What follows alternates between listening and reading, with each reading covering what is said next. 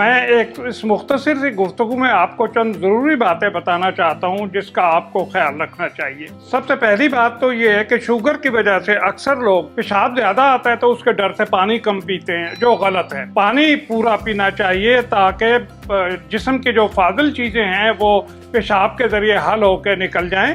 अगर आप पानी कम पिएंगे पेशाब के डर से तो वो चीज़ें गुर्दे में जमा होगी तो गुर्दे में पथरी हो जाएगी। उसके बाद दूसरी बात जो सबसे बड़ी बात है वो ये है, खाया क्या जाए।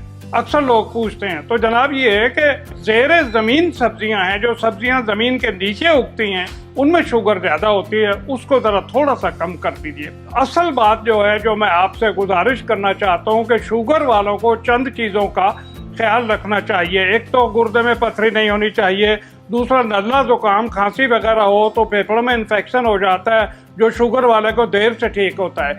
लेकिन सबसे बड़ी बात जो है वो ये है कि शुगर वाले के हाथ और पैर की उंगलियां सुन्न हो जाती हैं, तो बाज़ औक़ात आप तंग जूता पहनते हैं जिसकी वजह से छाला हो जाता है, स्पंज की चप्पलें होती हैं जिनकी वजह से छाले हो जाते हैं, और चूंकि उन छालों में दर्द नहीं होता इसलिए शुगर वाले को पता नहीं चलता।